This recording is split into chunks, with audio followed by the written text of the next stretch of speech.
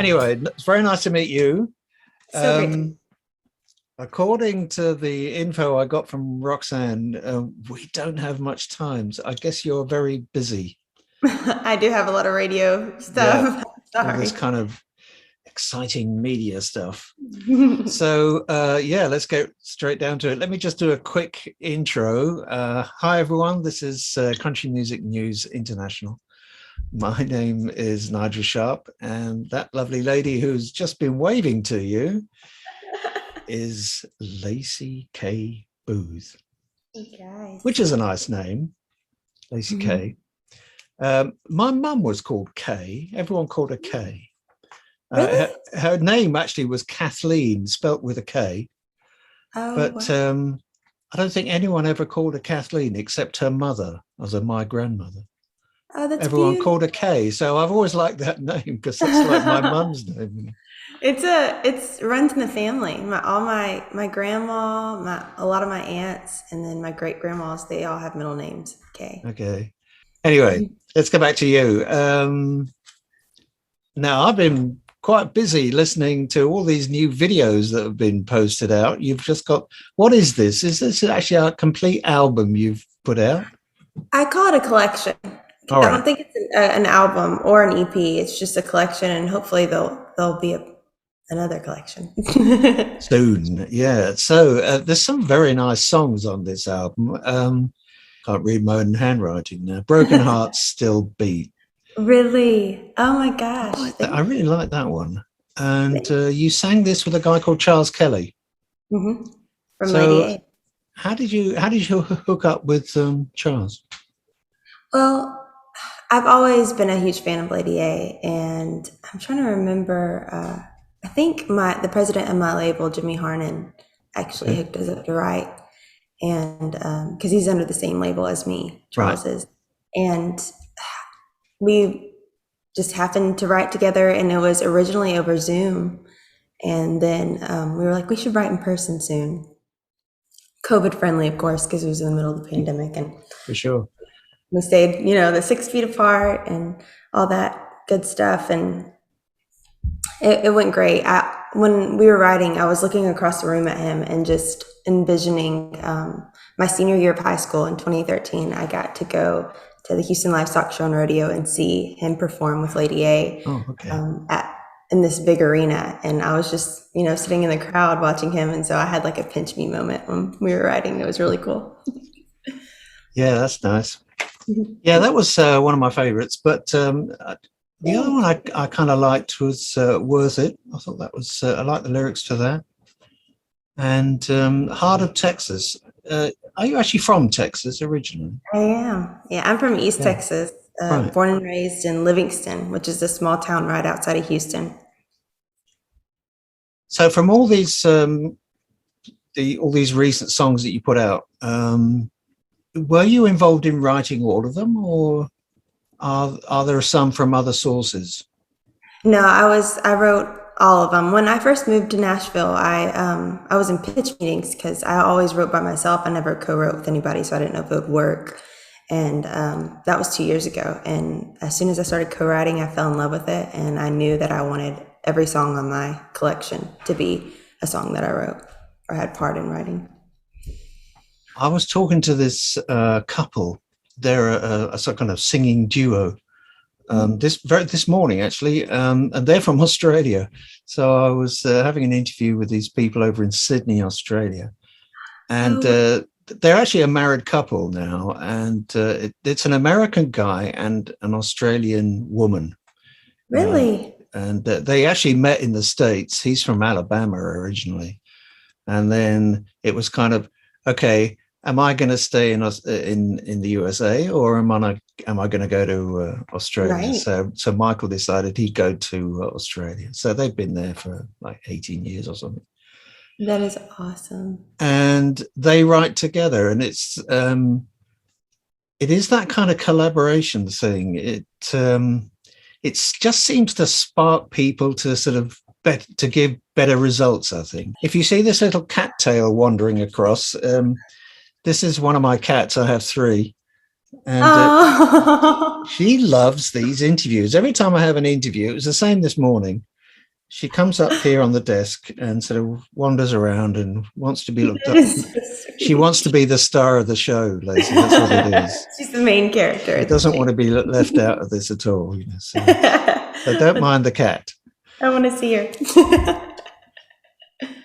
Yeah. So, how did you get into songwriting? Was there a kind of flash of light, and you thought, "I've got to do songwriting," or did it just kind of evolve naturally?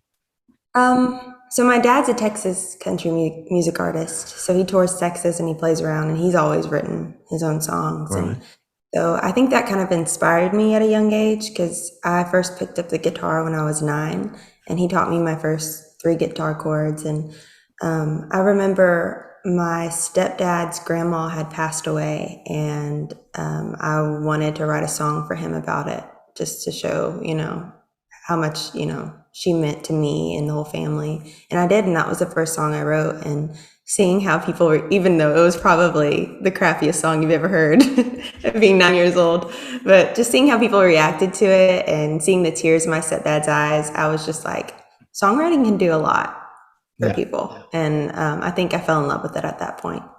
And you've never looked back since. Never looked back. And how's the guitar playing going? That's my instrument, so I have it right here. Okay. This is my day. And so on my American Idol audition, my dad and my sticker fell off, and he just slapped it on the back of my guitar. And I'm like, never gonna get it off now. What is that for a guitar? It's a Martin.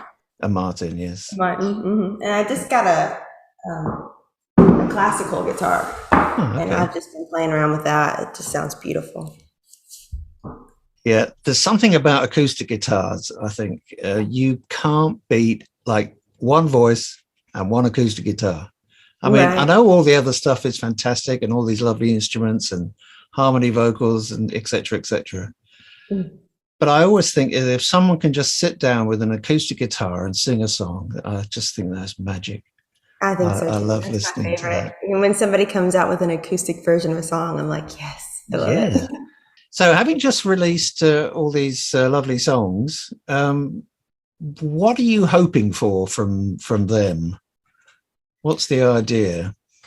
I'm hoping that, I've thought about this a lot. I'm hoping that people can just feel the emotion. That's the one thing that I enjoy about listening to music is just feeling that emotion of that story. And whether it's happy, sad, angry, anything, any emotion I can feel out of a song, I think that means it's a good song. And so I hope people can do that. And especially with the song on there, if he would have stayed, when I first wrote it, it's about my dad and about how he left when I was younger. And we are closer now that I'm older. And if my dogs are bothering you, I can totally just... Yeah, what are your influences in terms of singing and music in general? I mean, apart from kind of doing stuff yourself as a kid, what were you listening to back then? I think music was so second nature. And when I say music, I mean country music because of my dad's influences, which were Waylon and Willie and Merle Haggard. Right. And then my mom's were the Chicks and Shania Twain and Jody Messina. And so I just grew up on all that incredible country music. But what I discovered at, I think, age 11 was Stevie Nicks. And I heard her song Gypsy on the radio when my stepdad was driving me to school. And I looked over at him and I said, please take me to Walmart and let me buy this CD. Because I just love her voice. And so he did. He took me and I bought her Fleetwood Mac's Greatest Hits album for $8 at Walmart. And that thing, I think it's still around back home in somebody's vehicle because it just stayed with me for forever. Her, Stevie and Norah Jones were, I think, my biggest influences. And it's quite interesting listening to your voice. You have a really sort of marked voice. It's really quite different to most other singers, certainly around at the moment, as far as I can figure out. How would you actually describe your voice? Because it really is quite different. I've never been asked that question. That's a good question. Okay. I feel like I would describe it as smoky. Somebody said sultry the other day, and I really enjoyed. I think that's a good word for it. I wrote down here smoky, so we Yay, agree. That's cool. That's awesome. Thank you. Yeah, I mean, I was sitting there. I mean, it's really not really a good thing to do, to kind of compare people to, you know, other people in terms of, you know, musicians and what have you. I was trying to think of anyone who, you know, sounded like that, and I couldn't really think of anyone, at least not female. In terms of the style of singing, there were a couple of, you know, the way you kind of phrase things. Some actually reminded me of Mumford and Sons. I don't know if you know them at all. Really, I do. It's really cool. What about what about actually gigging and touring for you? Anything lined up, or how is it going with you know, the lockdown and pandemic? Well, since COVID cases are, you know, rising a little bit, I was actually supposed to go on radio tour, and that got pulled back, and now I'm doing virtual radio tour. So I don't have anything lined up for the rest of this year, but I do have Stagecoach next year that I'm doing, and I'm excited about it. I was supposed to do a gig in Canada it was supposed to be this August, but with COVID again. So I reckon we're coming up to the end of the time. There's a little note here from Roxanne. Running over time. I always run over time, but it's nothing new. So I'm going to say, Laci, thanks so much for joining us for this interview.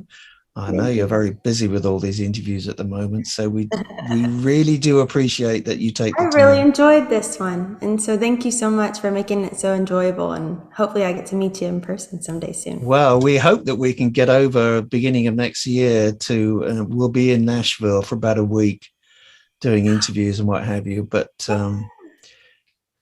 so if that comes off, I'll be sending out a few emails saying, hey, we're going to be there, come and say hello. Well, come on over, I'm excited. Yeah.